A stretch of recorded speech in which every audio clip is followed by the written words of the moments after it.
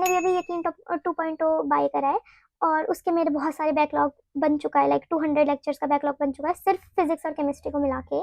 Bio जो है वो मैं खुद ही ऑलमोस्ट करूँगी और बाकी तरुण सर से करूँगी। तो बायो के लेक्चर्स तो चलो हो जाएगी कंप्लीट, बट फिजिक्स केमिस्ट्री की मेन है, तो उसके लिए मैं 75 डे हार्ड चैलेंज स्टार्ट कर रही हूँ।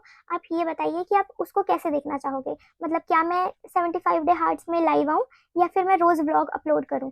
इससे आपकी भी कंसिस्टेंसी मेंटेन रहेगी और मेरी भी। और जो लोग पीडीएफ मांग रहे थे मेरे से एलएन की टेस्ट सीरीज का, तो पीडीएफ का एक कंक्लूजन निकला है कि देखो अगर मैं टेलीग्राम चैनल बनाऊंगी ना तो वो लोग स्ट्राइक मार के मेरा टेलीग्राम चैनल गिरा देंगे एलएन वाले, तो क्योंकि ये अलाउड नहीं है और ना ही मैं यूट्यूब पे दिखा सकती हूँ, कॉपीराइट रिस्ट्रिक्शंस हैं। तो मैं एक काम करूंगी कि जो अच्छे अच्छे क्वेश्चंस मुझे मिलते जाएंगे, चाहे वो एलएन से मिले और या फिर डीपीपी से मिले या कोई और मैं कुछ सॉल्व करूँ उससे मिले, तो वो मैं अपने चैनल के पोस्ट वाले सेक्शन में डाल दिया करूंगी। आपको वो एमसीक्यू टाइप क्वेश्चंस आ जाया करेंगे अपने आप अगर आप सब्सक्राइब करोगे तो।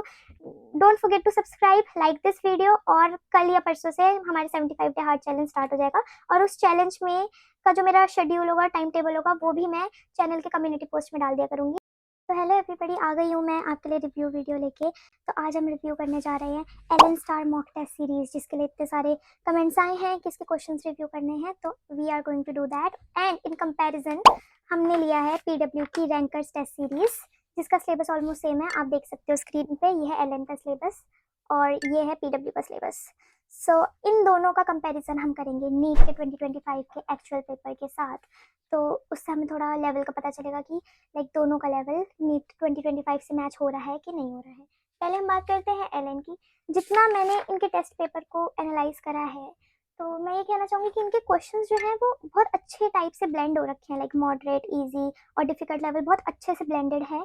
जैसा कि हमने नीट 2025 का पेपर देखा उससे बहुत हद तक सिमिलर है। लाइक मैं ये कहना चाहूँगी बस इनकी लेंथ थोड़ी और लंबी हो सकती थी, कुछ क्वेश्चंस की लेंथ भी अच्छी खासी लंबी है, बट नीट के टाइम जैसा हमें जो डर लगा था ना, अगर उस हिसाब का पेपर और बने, मतलब कि लाइक अगर नीट 2025 100 लेवल पे था ना, तो आप इसको 85 लेवल पे मान सकते हो एलएन के टेस्ट को। बट ये बहुत अच्छे से प्रिपेयर है, लेंदी क्वेश्चंस भी इंक्लूड करें। बायो थोड़ी लाइक मुझे लगा कि बायो थोड़ी और लेंदी हो सकती थी। बायो पीडब्ल्यू की और एलएन की ऑलमोस्ट सिमिलर है, मतलब पीडब्ल्यू की बायो और एलएन की बायो में मुझे ज़्यादा कोई फर्क नहीं लगा है।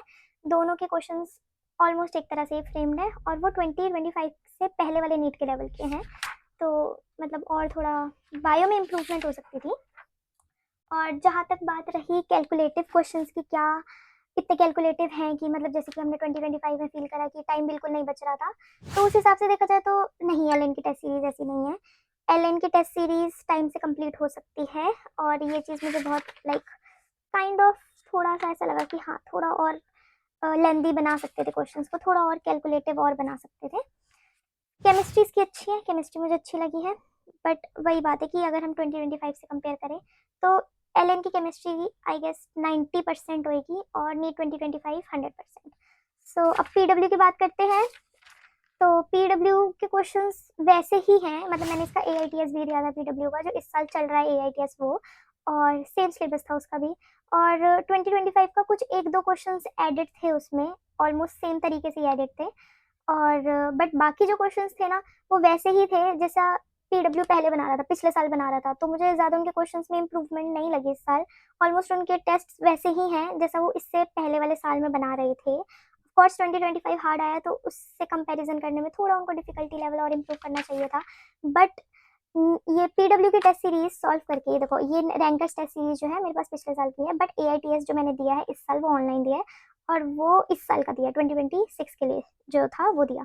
तो उसका लेवल मैं कहूँगी कि नीट 2023 के लेवल का था, मतलब 2025 के लेवल का तो नहीं था जो पीडब्ल्यू का टेस्ट चल रहा है। और एलएन के इस टेस्ट को आप जेई मेन से कंपेयर कर सकते हो कि हाँ जेई मेंस के लेवल का ही टेस्ट था, तो ये अच्छा बना हुआ है। बायो में थोड़ी और इम्प्रूवमेंट हो सकती थी, बट स्टिल बायो बहुत अच्छी है। अगर आप मॉडरेट टू डिफिकल्ट लेवल में बोलो तो ये मॉडरेट से डिफिकल्ट ही है, ये कोई ईजी नहीं है, लाइक डिफिकल्ट भी नहीं है बहुत ज़्यादा और ईजी भी नहीं है। So this paper is very good. अगर आप बिगनर हो तो आई विल सजेस्ट कि आप पहले पीडब्ल्यू के टेस्ट सॉल्व करो और फिर एलएन पे जंप करो, नहीं तो बहुत ज़्यादा डिमोटिवेशन हो जाएगा।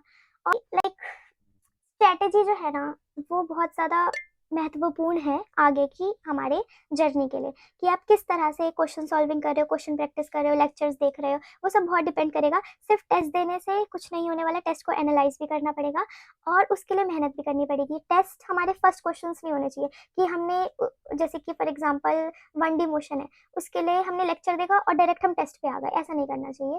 पहले 1D मोशन का लेक्चर देखा, उसके क्वेश्चंस प्रैक्टिस करे, डीपीपी करी, मॉड्यूल करी, फिर हम टेस्ट पे जंप करें। लाइक अगर आपने मॉड्यूल नहीं भी करी बट डीपीपी के आपने 50-60 क्वेश्चंस लगा लिए तो वो भी इनफ है, उसके बाद टेस्ट पे जंप करो। टेस्ट एकदम से लेक्चर के बाद नहीं देना, ठीक है। और जो तीसरी चीज़ है कि सो बाय।